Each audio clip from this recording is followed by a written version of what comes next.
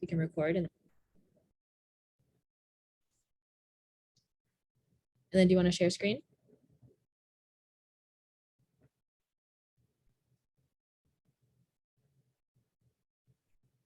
Great. So beyond the binary of sexuality. Here we go.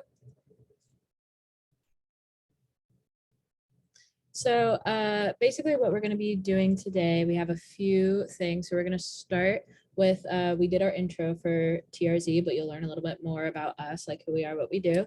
We're going to set some expectations and some goals for today, just some basic things we want to go over, make sure that y'all are understanding, and then stuff from our end. We're going to define some terms, learn some new terminology and stuff. Then we're going to go into some context, mostly historical context about like where the stuff came from, why we might not hear about sexualities outside of the binary other than gay and straight. Then we're going to talk about some joy in the LGBTQ plus community, some stuff that's going on right now, ways to support, things like that. And then we'll end with a brief Q&A session. So yeah.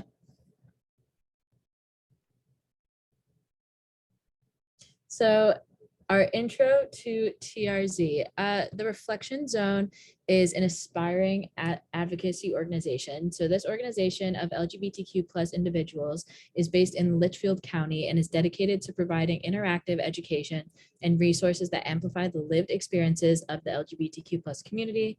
This is a picture of us from our Pride party that we had in June of 2021. That is our entire group. Go to the next one.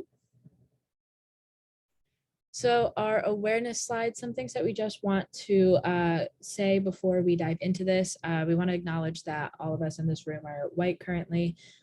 So during this training, we want to acknowledge that the basis of this information we're providing would not be possible without queer people of color. Racism and anti-Blackness have caused erasure of history people of color have faced, including those in the queer community. The work we have put together and are sharing with you today wouldn't be possible without queer people of color, as well as the privilege that we have to share this presentation with all of you. And then we included a quote from Audre Lorde and one from Laverne Cox, just about intersectionality and about various forms of oppression.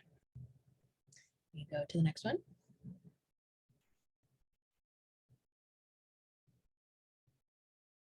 So some expectations and goals for today. The first thing we say, come curious. We want you to be present here with an open mind. We want you to be ready to learn, ready to enjoy what we're doing, and also recognizing that maybe you don't know everything that we're talking about today, and that you're coming into a space ready to learn some new information.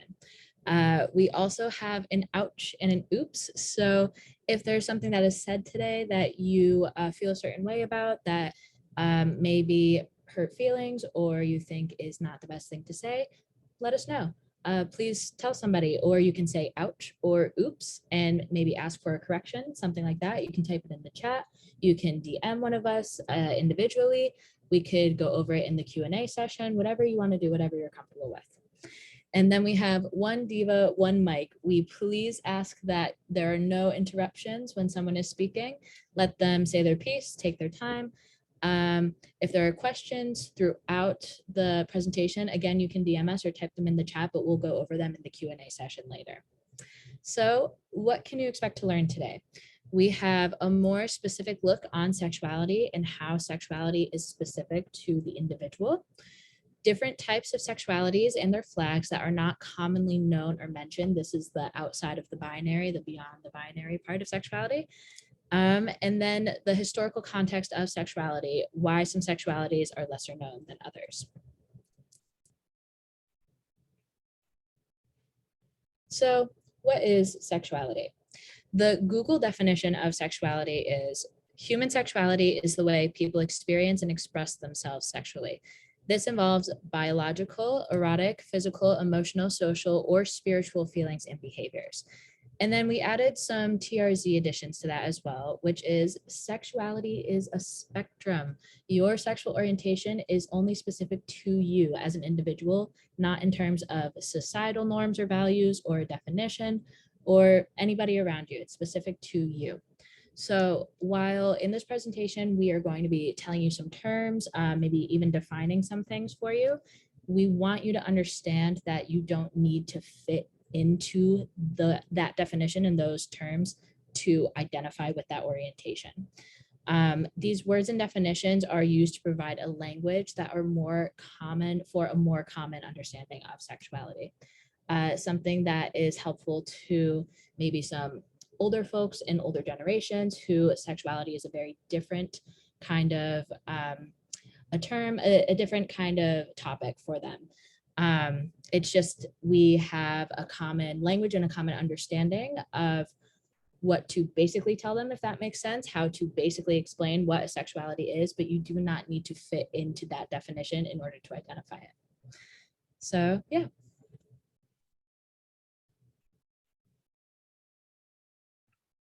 Thank you so much, Liv. I'm going to be taking over here and bringing us over to our gender unicorn. If you haven't seen the gender unicorn before, this is an awesome way to sort of view the differences between gender identity, gender expression, sex assigned at birth, physically attracted to, and emotionally attracted to. We did go into more parts of this in our trans talk, which we will be, linking for y'all to see later if you did not attend that last year. But today specifically, we're going to be focusing on the physically attracted to and the emotionally attracted to.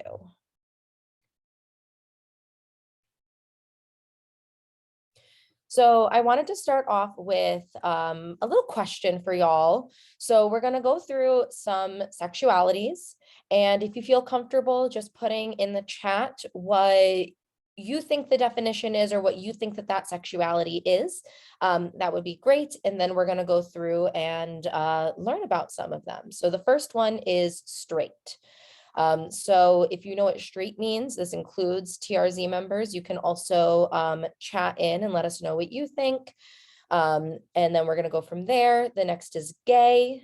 We can keep going through these for the slide, Maddie. Bisexual, pansexual, and asexual. So if you know any of those definitions or what those sexualities may mean, feel free to throw that in the chat just so that we can see what we already know.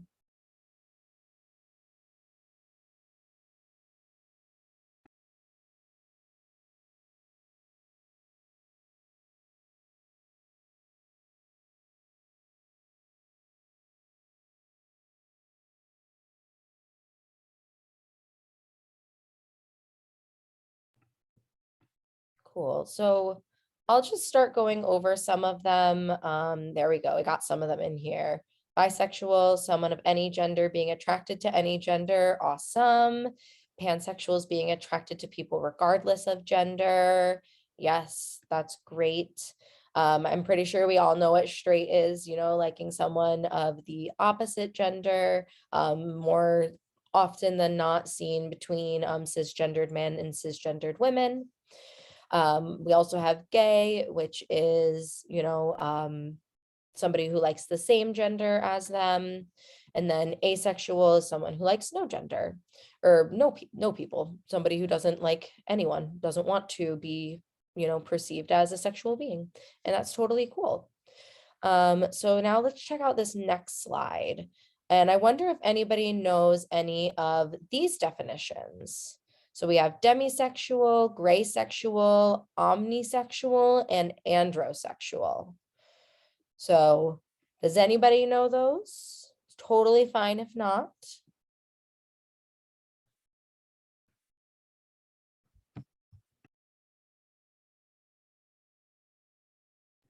Heard of demisexual, but not sure what it is. Totally cool. That's exactly what we're here for today.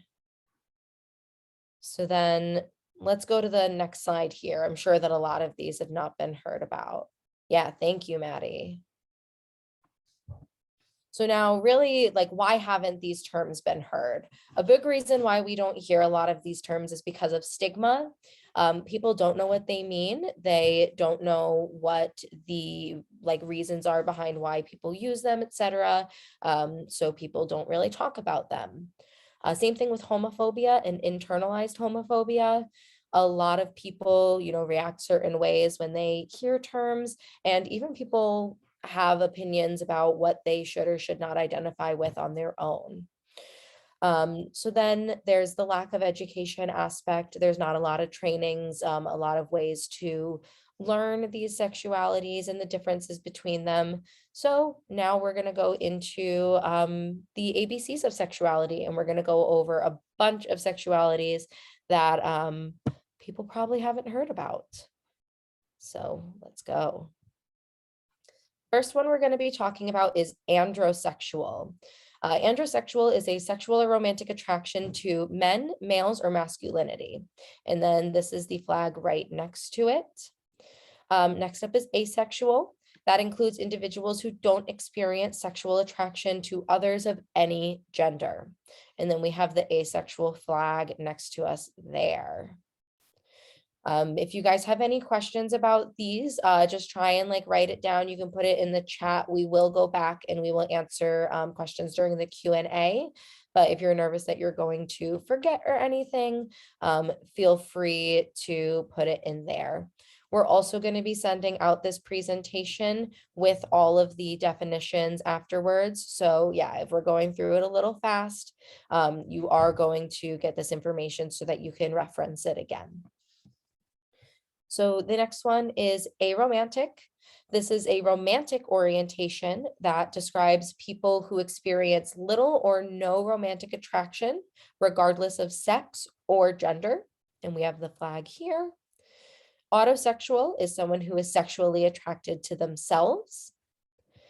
And then the next one is autoromantic. So that's someone who is romantically attracted to themselves. So like I mentioned in the gender unicorn, there is a difference between who you are sexually attracted to or romantically attracted to. So that's why a lot of these definitions and sexualities do have both romantic and or sexual, connotations to that. Next one, we have bi-curious. So that's people who are questioning or exploring bisexuality, and they have their own flag. And one that many people know about is bisexual. That is sexual or romantic attraction to more than one gender. Something that I just want to point out with bisexuality is a lot of people do tend to reference this as, a woman who is attracted to women and men, or a man who is attracted to women and men. But it does say just to more than one gender. So this can encompass many, many genders more than just cisgendered woman or cisgendered male. And I do want to point that out for bisexuals. Next up is biromantic. That's people who experience romantic attraction, but not sexual attraction to more than one gender, which is totally fine as well. Next slide, we have cupiosexual. Cupiosexual is people that don't experience sexual attraction, but still desire to engage in sexual behavior within a sexual relationship. And then we have the flag next to them. And then next up is demisexual. So demisexual goes for people that experience sexual attraction under specific circumstances. So that can happen after building an emotional connection with a person. So a lot of the times people who are demisexual need to have a specific connection in order for them to be sexually attracted to that person. They're not one night stand people or anything like that, who would just kind of, be into whoever. So that's something that demisexual does, is they like to build a specific circumstance in order to feel their sexual attraction. And they do have a flag there. Next up, we have fluid, which also goes by abrosexual, which was something that I learned when putting this together. So this is sexuality, sexual attraction, and sexual behavior, saying that it can change over time and be dependent on the situation. So, if somebody identifies as bisexual at one point in their life, there's nothing to say that they may not change to another sexuality at another point of their life, because sexuality and sexual attraction and everything is very fluid and can change over time. So someone might identify as abrosexual or fluid. Next up, we have gray sexual. This is used to acknowledge the gray area in the sexuality spectrum for people who explicitly and exclusively, or who don't explicitly and exclusively identify as asexual or aromantic. So sometimes there are people who don't experience a lot of sexual attraction or a lot of romantic attraction, but sometimes they do. So there is a little bit of a gray area in there. So like it says, some people experience sexual attraction or desire, but perhaps not at the same level or frequency as those who identify with their sexuality being outside of the asexual spectrum. So that's where gray sexual falls into. Next up, we have gynosexual, which is sexual or romantic attraction between women, females, or femininity. And we have our own, oh no, did I miss one? Oh my gosh, I'm so sorry. I skipped one in my thing. Gray romantic is the next one. So that describes individuals whose romantic attraction exists in the gray area between romantic and aromantic. So very similar to gray sexual, but it is for romantics rather than sexuality. Next is gynosexual, which is sexual or romantic attraction between women, females, or femininity. And then we have our flag right there. For O, we have omnisexual. Omnisexual is similar to pansexual, which we will get to, and it can be used to describe individuals whose sexuality isn't limited to people of a particular gender, sex, or sexual orientation. So omnisexual, you like who you like, and that's totally fine. Next, we have pansexual, which, as we mentioned in the previous slide, is very similar to omnisexual. It's a term that describes individuals who can experience sexual, romantic, or emotional attraction to any person, regardless of that person's gender, sex, or sexuality. And next, we have panromantic, which is a person that can feel romantic but not sexual attraction to any person regardless of gender, sex, or sexuality. And then I wanted to throw this in here as a cute little did you know? The colors that represent each LGBTQ group have a specific meaning behind them. So these different stripes and shapes can represent different people and emotions an individual could be attracted to. So specifically, I pulled out the pansexual flag. So this top stripe represents attraction to feminine people. And then next one, the middle stripe, the yellow stripe represents attraction to non-binary. I put non-binary plus people because it's not necessarily non-binary. This can also encompass gender queer, gender fluid, any gender orientation that there really is out there would be included here. And then the last stripe is blue, and that represents the attraction to masculine people. So I'm not going to do this for every single flag and go through what all of them are and all of the colors. But if there's anything that you're interested in, or if you're interested in what the colors for a specific flag mean, you can definitely look that up for the sexuality and you'll probably be able to find it. Then our next slide is Q. So that goes for queer. Queer is an umbrella term for a spectrum of sexual and gender identities that are contradictory to the mainstream. While this word has long been considered offensive, it has been reclaimed by many in the LGBTQ plus community. So a lot of people will identify as queer and they don't want to put a specific label giving them a specific sexuality. You know, they just want to be queer and a part of that. So next to us, we do have the queer flag. And Madeline, if you could press the next part. This is also known as the Progress Pride flag, which is what y'all probably know this flag as. It has the rainbow flag, which represents, you know, the LGBTQ plus community.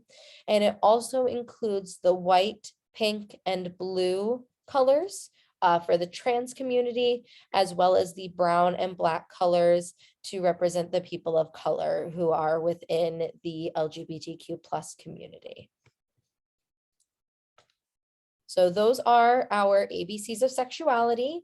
And now we're going to go in and test some knowledge. So Madeline. All right. So let's test your knowledge in the chat. We've got a flag here. Write down what you think this flag represents in the chat. Maybe, but that's okay. This quiz isn't graded. Is it the Omni flag? Let's see. It's the asexual flag. All right. Close, I guess. Not really. That's okay. All right, this one is a multiple choice. We're going to match the sexuality to its definition. I'm not going to read through all the definitions. You guys can see them there. Is it C? Describes people who experience little or no romantic attraction. C? Kristen says C. All right, the correct answer is C. Very good. Very good, you guys. See, you were paying attention. Maybe you didn't need to take notes. All right, we were just on this one. Can we identify this flag? Personal note, this is my favorite flag. It is my flag personally. Tori says it's pan. Any pansexual? Oh, well, let's see. It is the pansexual flag. Very good. Very good, you guys. All right, come on. All right. Oop. No. That was by accident. If you didn't see the answer right now, you can still pose a guess. Can we match the definition to demisexual? Tori says B. Demisexual are people that experience sexual attraction under specific circumstances, such as after building an emotional connection with the person. All righty, next one. Another identify the flag. Do we remember what flag this one is?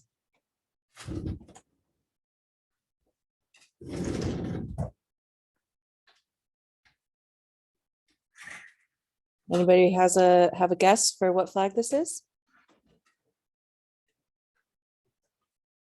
Yes, we brought this one up in the ABCs. The bi flag. Omni. It's the omnisexual flag. Although I don't fault you for guessing the bi or bi-curious flags. The colors are very similar. All right, another multiple choice. And the sexuality is bisexual. What is the definition of bisexual?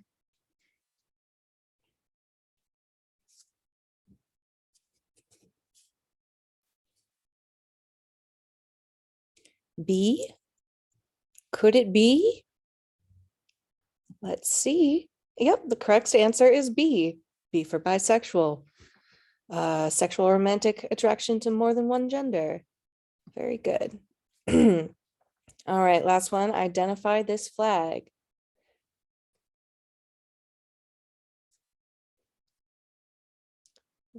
What is the name of this flag?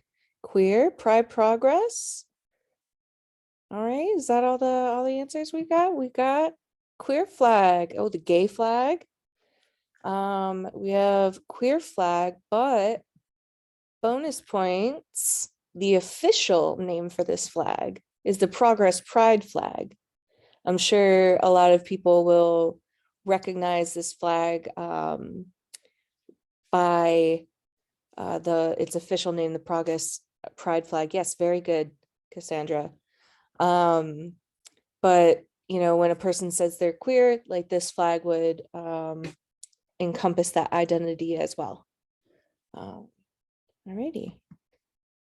All right, now I'm going to hand it over to Mara, and she is going to give us some super big brain context to all of this to just bring it all into focus.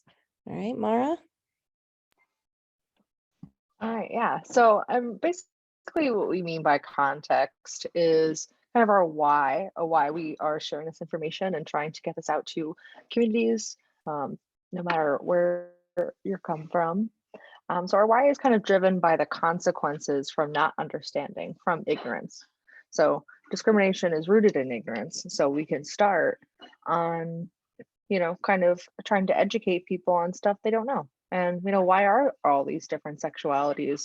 Why are there so many definitions, so many different flags? Because even in our own community, there is discrimination. So we can start with, on a smaller scale in this lens, by discussing biphobia and bi-erasure. So according to bi.org, bisexual individuals often struggle for visibility within the community. For example, two married women might spend time in community spaces dominated by lesbians. Perhaps one of the women is bisexual and objects to the assumption that she is a lesbian because she is in a perceived relationship. There is a certain perception around, being in a community such as that. And however, every time she mentions this, others insist that she can't really be bisexual or that her orientation doesn't matter. Like, you're in a gay relationship, why should it matter what your specific orientation is? Not correct. Bisexual individuals often feel unnecessarily questioned about their sexuality and whether they will ever pick a side. So it's important to discuss the health risks and disparities that come from this kind of ignorance. I want to skip to the next slide.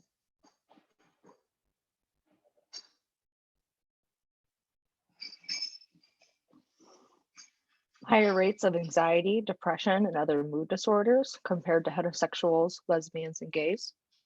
Higher rate of STI diagnoses compared to heterosexuals. Higher rate of cancer risk factors compared to heterosexuals. Lower rate of cancer screening, higher rate of tobacco use.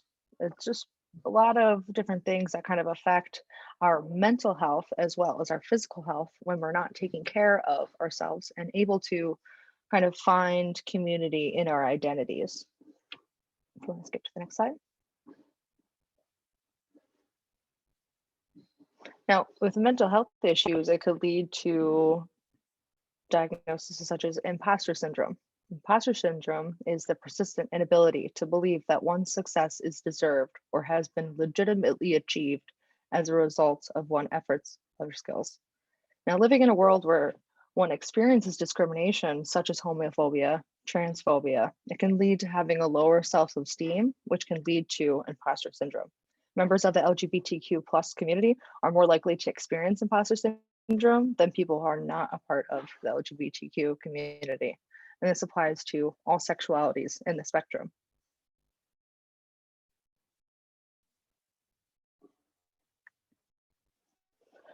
Now, taking a step back into a larger scope and looking at it through this lens, discrimination. The legal definition of discrimination is the unequal treatment of persons on the basis of an identifying characteristic. The primary forms of discrimination discussed in reference to the LGBTQ population are those based on sexual orientation and gender identity. However, LGBTQ individuals can also face discrimination such as a result of other identifiers, their skin color, national origin, neurodivergency, their abilities, those kinds of things. So discrimination can refer to any sort of act or behavior that distinguishes or singles out individuals on account of factors such as age, sex, race, national origin, sexual orientation, and gender identity. Now, this can include revoking or extending preferable treatment. And that leads us back to health disparities. Now, the impact of discrimination in the LGBT community includes many factors: social, economic, your housing status, your physical health, treatment in public in a social setting, your economic security, your education that you receive, and your employment. So it's important to kind of dash out this fear of the unknown. There is we should be able to accept all people.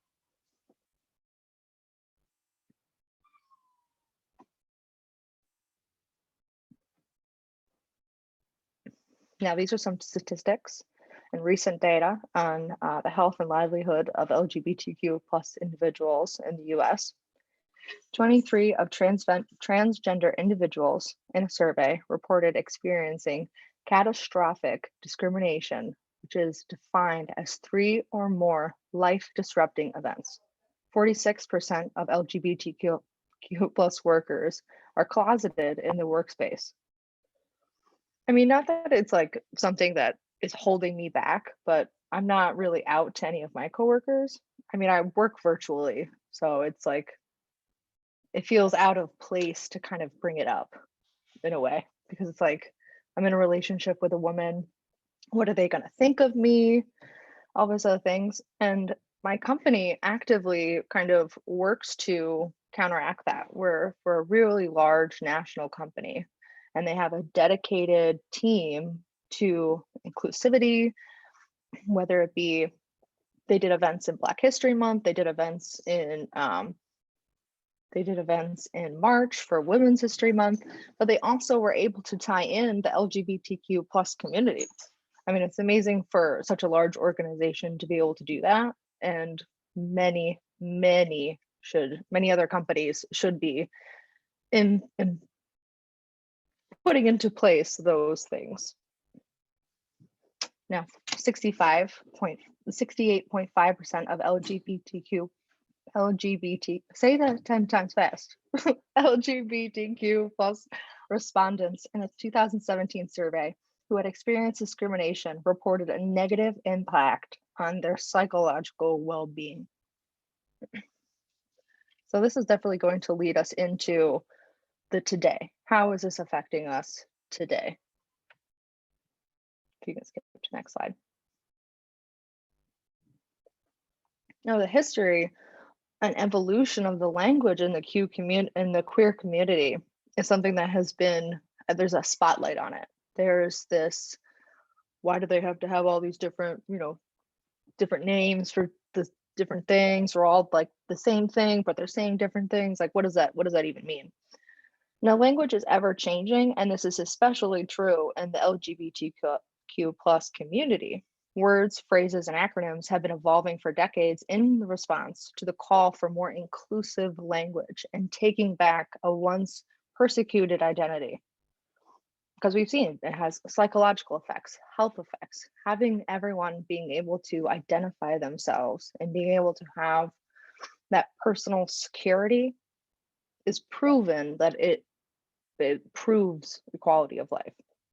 In the past decade or so, there's been a noticeable addition of the word queer as an identifier for many in the LGBT plus community. Now, according to ATIG in my research, queer as an umbrella term doesn't necessarily resonate with everyone. And I think that's true even in the communities that we go out to in today's world. Some people don't particularly identify with it, but it's what the point is that using the term as a more of a general idea or a belief system is more on par with the reclamation of one's offensive language, being able to take back that power. Next slide. Now, when the ignorance continues to the point where it hits our lawmakers, we get the Florida's parental rights in education bill, coined as the Don't Say Gay bill. Now, the bill, titled Parental Rights in Education, states that lessons about sexual orientation are banned outright in kindergarten through 3rd grade. It also prohibits lessons in other grades unless they're age appropriate and developmentally appropriate. We know that this is never ever going to be a good thing. We know that. Now, the measure, which would give parents the right to sue school districts, has been signed by this past Monday, March 28th, and it is scheduled to go in effect on July 1st. Now, on the next slide,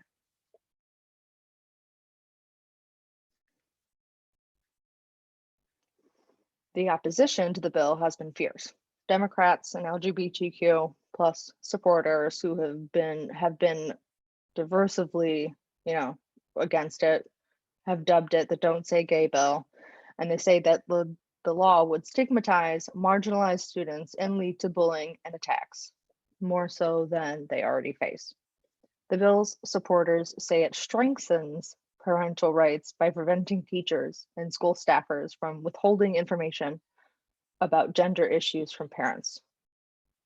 And an earlier version went even further than that. Next slide. I think, but to sum that up, because I think the next slide is about to be joy. So to sum that up, the bills are created from the fear of the unknown. They're created out of ignorance, not listening to statistical data about how this negatively affects a human's psychological and physical well-being. We must continue to drive this learning and this education and continue to fight for our fellow members of the community and our fellow members of the human race, whether we're in the LGBTQ plus community or not. And that's my soapbox. We can move on to some joy.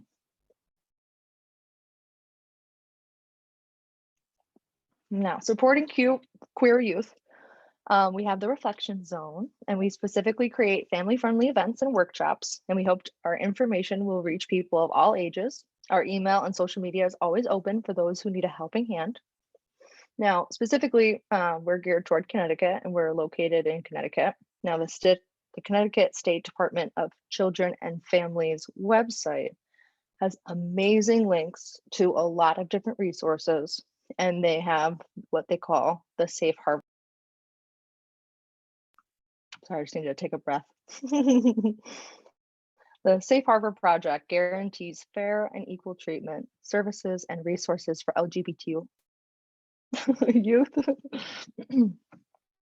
and families. The state of Connecticut Child Welfare System, DCF, is responsible for providing safe living environments free from harassment, humiliation, abuse, and neglect. Now, some of those links, some of the broader topics are on the next slide that you can find on the Connecticut's website. A nurse's guide to caring for LGBTQ plus patients, education and school guides, youth of color resources, colleges and scholarships, transgender resources, and so many more underneath on their website.